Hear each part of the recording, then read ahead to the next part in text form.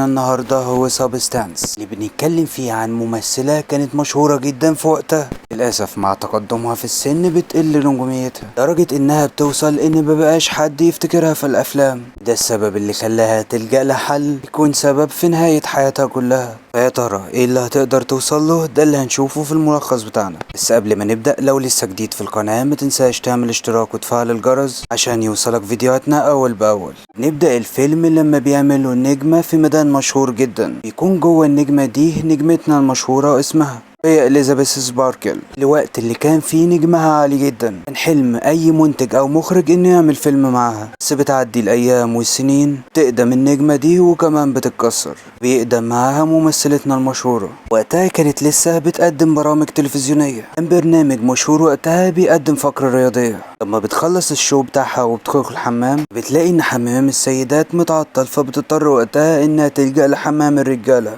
بس لسوء حظها بيدخل عليها المنتج، تبدأ انها تسمعه وهو بيقول في مكالمة تليفونية، لانه طبعا ما كانش عارف انها موجودة، انه محتاج ممثلة جديدة وكمان تكون شابة.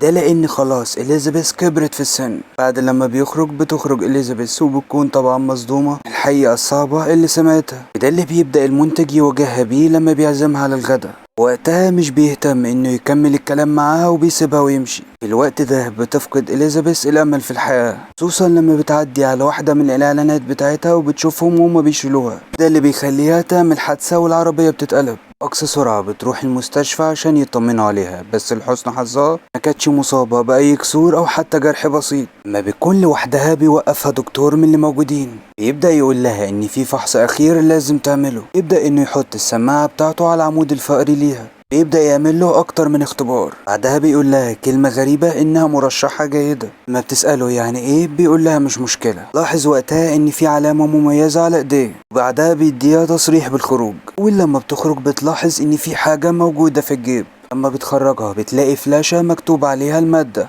الوقت ده بيدخل عليها واحد من اصدقائها القدام، طبعا كان واضح عليه انه كبر في السن. تقول لها انه معجب بيه جدا جدا وكمان متابع كل اعماله. بيبدأ كمان انه يعزمها انها تشرب معاه شاي. ساعتها بتقوله انها مشغولة بس ممكن يديها رقم تليفونه.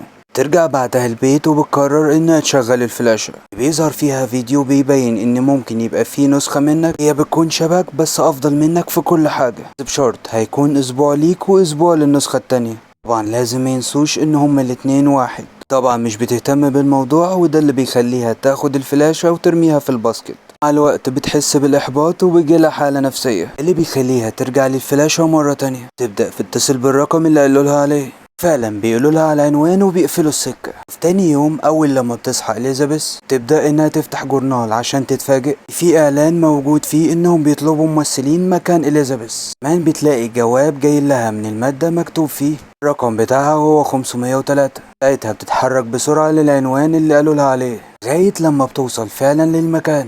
تفتح الباب عن طريق الكارت اللي معاها. لما بتدخل بتلاقي أوضة وحيدة منورة فيها دولاب كتير، كل دولاب عليه رقم معين. لغاية لما بتلاقي الرقم بتاعها تفتحه برضو عن طريق الكارت اللي معاها. ساعتها بتلاقي جواه صندوق بتاخده معاها للبيت. لما بتفتحه بتلاقي مكتوب عليه رقم 1. جواه مجموعة مكتوب عليها التفعيل، عليها تحذير استخدام للمرة الواحدة بس. تاني مجموعة هي المثبت، ده بيبقى للنسخة التانية. ده خرطوم مكتوب عليه مبادلة. شوية أمبولات كده عبارة عن 7 أمبولات مكتوب عليها مصفوفة الطعام، ده بيكون ليها وللنسخة التانية. ده شوية ملاحظات إن التفعيل بيتم مرة واحدة، كمان التثبيت بيتم كل يوم، كمان المبادلة بتتم كل 7 أيام من غير استثناء. في الآخر بيرجع يفكرها إن هما الاتنين شخص واحد. لما بيجي الليل بتستعد إليزابيث عشان تجرب المادة. تبدأ فعلا إنها تسحبها بالسرنجة ومش بتتردد وبتحقنها في إيديها. تستنى بعدها تشوف إيه اللي هيحصل. بتعدي أول دقيقة وبتلاقي إن ما بيحصلش حاجة، اللي بيخليها تفتكر إن الموضوع أي كلام. وقتها بتحس بألم غريب جدا ما بتقدرش تتحمله وبتقع على الأرض. تبدأ تحس بتحركات غريبة جوه ظهرها. فجأة بيتحول النني بتاعها لاتنين، كمان بيتولد جواها عينين. ساعتها حرفيا بيخرج منها كائن جديد. لما بتفوق بتلاقي جسمها مرمي قدامها. اتولد فعلا نسخة منها بأفضل حاجات فيها. أول حاجة عملتها هي إن تخيط الجرح اللي كان في ظهرها. تبدأ إنها تجهز الطعام لمدة 7 أيام عشان تحقنه بيها. ترجع تنام في سريرها وهي مش مصدقة ايه اللي حصل. طبعا في تاني يوم بتبقى مبسوطة من شغلها الجديد. بس بتلاحظ انها بتنزف. وقتها بتفتكر انها لازم تاخد المثبت كل يوم. طبعا المثبت ده بيتاخد من النسخة الأصلية ليها من عمود الفقري. تبدأ تاخد أول جرعة، بعدها على طول بتفتكر الإعلان اللي كانوا عايزين فيه ممثلين. بتطلع بسرعة على الشركة وبتقدر تقدم، تقول لهم إن اسمها سو. وقتها بينبهر بيها كل اللي موجودين حتى المنتج، يقول لها إنه يعمل معاها عقد وهيسافروا خارج البلاد. وقتها بتفتكر إنها لازم تبدل جسمها كل أسبوع بينها وبين الجسم المضيف. ساعتها بتقول للمنتج إنها لازم ترجع البلد عشان تهتم بأمها. طبعا المنتج معندوش مانع، أهم حاجة إنها تمثل معاه. تاني يوم بتاخد الجرعة التانية وتروح للتصوير. بياخدوا لها مجموعة من الصور عشان تعمل إعلانات. بيعدي اليوم التالت، تبدأ إنها فعلا تصور الإعلانات لبرنامجها. بيعدي اليوم الرابع والتاني، مش بيبقى غير آخر جرعة بتاخدها. يكون طعام المصفوفة عدى عليه 7 أيام وبيخلص. ساعتها بتبدأ تعمل التبادل بينها وبين النسخة الأصلية، ده لأن عدى 7 أيام. وقتها بتفوق إليزابيث وبتنام سو. طبعا وقتها ما كانتش متحملة كمية الألم اللي موجود في ظهرها. تاني يوم بترجع للمنتج عشان ينهي عقده معاها. طبعا بيستقبلها وبيديها كل حاجتها. بعدها بتبدأ إليزابيث تعمل جدول ليها ولسوق. نص الأسبوع بتجيلها رسالة إن المجموعة الجديدة وصلت لصندوق الإيداع. وقتها بتروح لنفس العنوان عشان تاخد المادة. بعد 7 أيام بتخلص مدة إليزابيث وبتصحى سوق. وقتها بتبدأ تفكر إنها لازم تلاقي مكان عشان تخفي فيها جسمهم هما الاتنين. تبدأ إنها تحفر جدار جوه الحمام. وقتها بيشتكي جارها بسبب صوت التكسير اللي عاملاه والإزعاج. بس أول لما تفتح له سو بينصدم من جمالها، وبدل لما بيزعق لها بيبدأ يعرض عليها المساعدة بتاعته. بعد لما بتخلص معاه بتسحب جسمها للأوضة الجديدة اللي كانت عاملاه بباب سري جوه الحمام. وساعتها بتدخلها جواه، بتقفلها عليها، وبترجع تنشغل بالبرنامج اللي بتعمله. يحقق ساعتها نجاح كبير جدا ما كانتش متخيلاه. بيعدي 6 أيام وبيبقى اليوم من أسبوع بتاعها. تخرج وقتها وتسهر برا البيت. يعدي اليوم وبتخلص المادة للمصفوفة. وقتها بتكتشف سو إنها بتبدأ تنزل دم. بسرعة بتدخل الغرفة وبتطمع إنها تسحب منها يوم كمان. بس ده اللي كان بتفكر فيه، وبتبدل ما بينها وما بين إليزابيث بعد اليوم الزيادة اللي خدته. وده كان سبب المفاجأة اللي اكتشفتها إليزابيث في إيديها. بسرعة بتتصل بالرقم اللي ادولها المادة ده، طبعا عشان يحاولوا يساعدوها. بيصدموها لما بيقولوا لها إن مفيش مكان للتراجع، إنها لازم تلتزم بالتوازن ومش هيحصل أي مشاكل. بيرجع يفكرها إن هما الاتنين شخص واحد. بس للأسف ده ما كانش حقيقي، وبنلاحظ الغيرة اللي في عين إليزابيث من سو. لما بتخرج من البيت عشان تجيب المادة بترجع وبتقعد في مطعم. وقتها بتقابل شخص عجوز بيبدأ يوجه ليها الكلام. بيقول لها إن المدة كبيرة جدا، 7 أيام كتير. بس المفاجأة لما بتلاحظ إن إيده عليها نفس العلامة اللي كانت على إيد الدكتور اللي دلها على المادة من البداية. تقع منه أوراق بتظهر عليها رقم الكارت بتاعه وهو 207. ساعتها بتسيبه وبتجري للمكان. أول لما بيقول لها الحقيقة، بيقول لها إن شخصيتها الجديدة ابتدت إنها تاكلها. وساعتها بترجع بأقصى سرعة للبيت وبتدور على رقم صاحبها القديم اللي قابلته ده، طبعا عشان تحس إنها لسه ليها لازمة في الحياة. تتصل بيه وبيتفقوا على ميعاد يتقابلوا هما الاتنين. وبسرعة بتجهز نفسها وبتلبس أحسن طقم عندها. لما بتقرب خلاص إنها تمشي بتشوف البوستر اللي عليه إعلان سوق. بيبان وقتها قد إيه هي مش واثقة من نفسها، إنها بتحقد على سو رغم هما الاتنين شخص واحد. ساعتها بترجع للمراية وبتبدأ تلخبط في شكلها. تقعد حزينة ومكتئبة في الأوضة بتاعتها.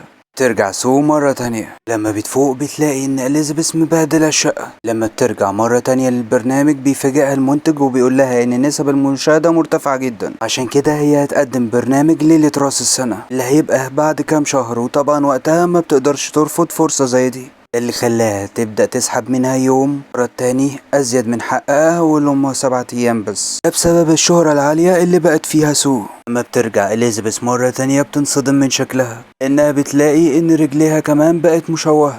مش بس رجليها، ده معظم جسمها. ساعتها لما بتتصل بيهم مرة تانية بيقول لها إنها ممكن توقف، ترجع تكون لوحدها مرة تانية وتقضي على سو بشكل نهائي. بس طبعا مش هيرجع شكلها لطبيعته مرة تانية. طبعا بترفض إليزابيث. عشان تنتقم منها بتبدأ تحضر كمية كبيرة جدا من الأكل. تبدأ إنها تغطي كل إزاز البيت اللي كان بيطل على الإعلان بتاع سو كمية كبيرة من الجرايد عشان ما تشوفوش. لما بترجع سو بتتفاجئ بمنظر البيت، كمية الفوضى اللي مالية المكان. ساعتها بتقرر إنها تسحب منها كميات كبيرة جدا من الأيام من عمودها الفقري فيها لمدة 3 شهور بيعدوا فعلا. وبيجي يوم راس السنة. خلال الوقت ده كله ابتدت تغذيها بالطعام بتاعها وطعام المصفوفة. ساعتها بتلاحظ ان السائل اللي بتاخده من العمود الفقري ابتدى يتحول للون الاصفر، طبعا من غيره مش هتقدر تكمل في الحياة. لما بتحاول تتصل باللي بيدوها المادة بيفاجئوها وبيقولوا لها ان معناها انها وصلت للنهاية، انها استهلكت كل حاجة ولازم السائل يتجدد،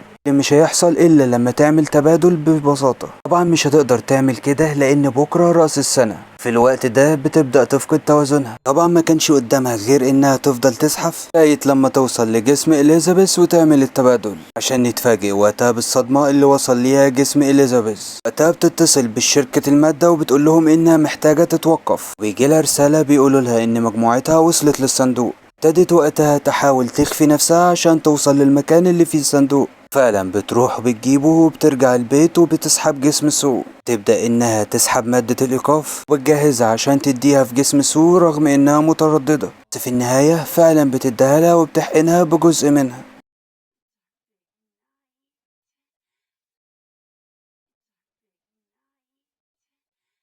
ترجع بسرعة عشان يتم التبادل بينهم، بس الصدمة بتصحى سو وبتكون لسه إليزابيث موجودة قدامها. لما بتلاقي حقنة الإنهاء مرمية جنبها تبدأ إنها تجري وراها عشان عملت كده. لما توصل لها بتضربها برجليها ضربة كبيرة جدا، بتحاول ساعتها تخنقها وتموتها. تفضل تجري منها لغاية لما بتوصل للحمام وبتقفل على نفسها، بس برضه بتقدر سو إنها تكسر الباب عليها وبتمسك راسها للإزاز وبتقضي عليها. بترجع تفتكر إن الليلة برنامج رأس السنة. أقصى سرعة بتروح البرنامج عشان تجهز نفسها. للأسف بتتفاجئ وقتها إن أسنانها ابتدت تقع، بس ساعتها بتيجي في دماغها فكرة إنها ممكن تقدر تحقن نفسها مرة تانية بالمادة. بأقصى سرعة بتحاول تخرج من المكان قبل ما أي حد يقدر يشوفها، عشان تلاحظ إن ضوافرها كمان ابتدت تقع وكمان باقي أعضائها. بعد صعوبة كبيرة جدا بتوصل للبيت، كمان بتوصل للمادة. تتجاهل عبارة الاستخدام للمرة الواحدة، بسرعة بتعبيها وبتحقنها في نفسها. فعلا بيحصل الانقسام، بس المرة دي بتطلع نسخة مشوهة. ساعتها بتفقد عقلها وبتلبس الفستان وبتروح للبرنامج، تحط صورة إليزابيث وبتلزقها على وشها. وتقرر وقتها انها تطلع على المسرح اللي كان فيه بث مباشر. ساعتها بينصدم كل اللي موجودين من شكلها، بيبدأ كل اللي موجودين انهم يهربوا منها. مش بيتبقى في النهاية غير اسمها اللي موجود على الارض.